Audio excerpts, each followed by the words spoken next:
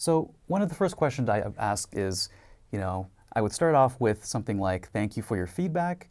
What are your thoughts on how the design could be improved? So this is an important question because you don't want to make the assumption that you have all the answers. The engineers have a wide variety of knowledge, and you want to take advantage of that as much as possible. And you also want to get a wider variety of perspectives to help you solve problems. And having engineers there can help you through this and maybe even help you see things that you may not have seen or things that they've considered that maybe you're not thinking about. So it's always a good idea to do this and to get additional feedback on your work. And just because you've been working on it for so long and you're so close to it, maybe having an outside perspective might actually be the thing you need in order to improve your design. So the next question is, are there any domain experts we can talk to on the topic that would have valuable information to offer us? So I think it's always a great idea to find out if you can get any more information or any more data points on what you're building and find out if anybody knows anything more about the domain that you're working on.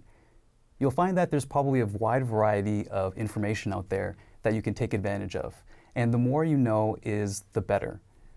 Because as you're building this application, you may run into roadblocks and hurdles, and the more information and the more data that you have that you can pull from could actually help to enrich your design and make the process a lot smoother. The next question is, what are your thoughts on putting together a design sprint to get a variety of ideas for how to approach this to kick things off? So a design sprint is a very popular method in design where we get together a group of stakeholders and we do essentially a large brainstorming session to get a variety of ideas out on the table, and we use a variety of methods like putting up sticky notes and writing notes on a whiteboard and such, just to get the ideas flowing and to get a variety of perspectives. And it's not just designers that are present in this meeting. It'll be engineers, it will be possibly lawyers, it could be researchers, it could be writers. And the idea is to bring in these different perspectives that we may not have considered and then build a better product overall, with all of these things considered in one room essentially. And uncovering all those blind spots and then making sure that we carry some of those ideas forward. Some of them may not be as great, some of them may be fantastic, but it's really about finding those really great ideas, incorporating into the product, and then eventually iterating over time. So the next question is, how might we implement user testing at the appropriate time so that we are making sure we are building what users really want? So user testing is a crucial part of the design process.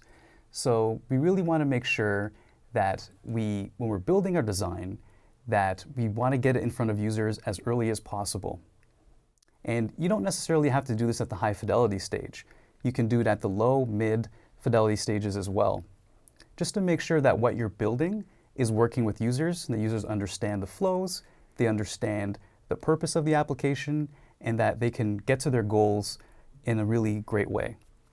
The next question is, do we have any existing data that we can leverage?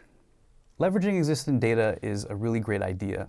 You can probably get a lot of this data from researchers if you have researchers on your team, and you can pull from existing data that exists on your project.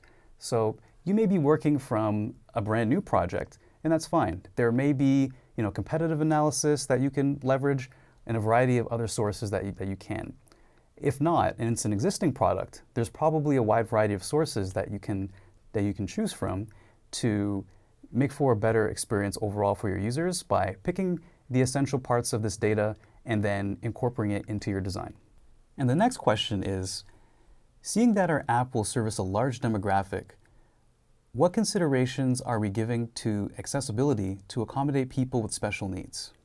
So making sure that your application is servicing people that have special needs is a very vital part of an application process that you're building.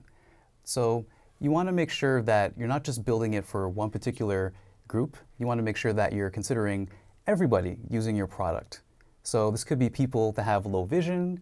This could be people that have reading disabilities. It could be anyone at all, but you want to make sure that you're considering the full gamut of users and how they're going to interact with your product when you're building it.